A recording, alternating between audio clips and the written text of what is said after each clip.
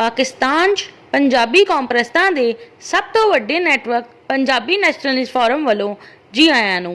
चित्राली कौम के लोगों को PNF में शामिल किया जाएगा। पंजाबियों ने पाकिस्तान में प्यारो मुहब्बत ते अमनो अमान वाला माहौल बनाना है। इसलिए पंजाबी कॉन्फ्रेंस स्मार्ट बरावी गिलगिती बल्तिस्तानी कोहिस्तानी चित्राली सवाती गुजराती राजस्थानी नाल चंगे समाजी ते सियासी मरासम रखा करन।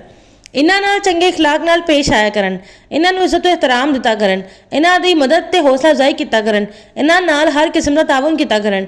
पंजाबी नैशनलिस्ट फोरम PNF के पाकिस्तान के हर इलाके में जोन ने। PNF के पाकिस्तान में 12 जोन ने। Lahore zone, Faisalabad zone, Gujranwala zone, शुमाली Punjab zone, Khyber zone, Balochistan Pashtun area zone, जनूबी पंजाब जोन, शुमाली Sindh zone, Balochistan Brahui area zone, Karachi zone, smart zone ते वस्ती Sindh zone. Punjabi nationalist forum PNF के हर जोन का मिशन वखरा वखरा है। हर जोन के पंजाबियों के सियासी समाजी मुआशी ते सियासी मसाइल के मुताबिक PNF की लीडरशिप प्रोग्राम बनाती है ते पॉलिसी तरतीब देती है। इसलिए पाकिस्तान के हर इलाके में समाजी मुआशी सियासी ते इंतजामी मामलात के मुतालिक PNF की लीडरशिप का बयानिया बड़ा वाज़िह है। पंजाबी नैशनलिस्ट फोरम का हर जोन अपने अपने जोन में अपने अपने मिशन के मुताबिक काम कर रहा है। इस वे तक PNF की पाकिस्तान में पंजाबी कौम परस्तां का सब तो वड्डा नैटवर्क बन चुकी है।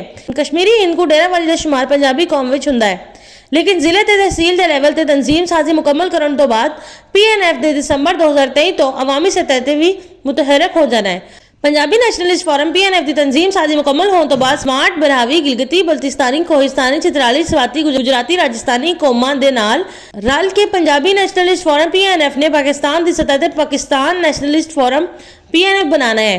चित्राली कौम के लोगों को भी चाहिए है कि अपनी कौम का पंजाबी नैशनलिस्ट फोरम की तर्ज से चित्राली नैशनलिस्ट फोरम CNF तश्कील दें। चित्राली कौम जदों तक PNF की तर्ज से अपनी कौम का फोरम तश्कील नहीं देंदी, इस वेले तक पाकिस्तान में जिस यूनियन कौंसल तहसील डिस्ट्रिक्ट में चित्राली कौम की अक्सरीयत है, इस जगह चित्राली कौम के पढ़े लिखे सियासी शऊर रखने वाले लोगों को PNF का मैंबर डिस्ट्रिक्ट एग्जीक्यूटिव कमेटी बनाया जाएगा, ताकि पंजाबी नैशनलिस्ट फोरम PNF की तरज से अपनी कौम का फोरम बनाने का तरीकाकार दसन लई ते अपनी कौम की क्यादत करने वास्ते तरबियत देने लई चित्राली कौम की अक्सरीयत वाली यूनियन कौंसल तहसील डिस्ट्रिक्ट में इन्हां नूं PNF का यूनियन कौंसल तहसील ते डिस्ट्रिक्ट ऑर्गेनाइजर बनाया जा सके।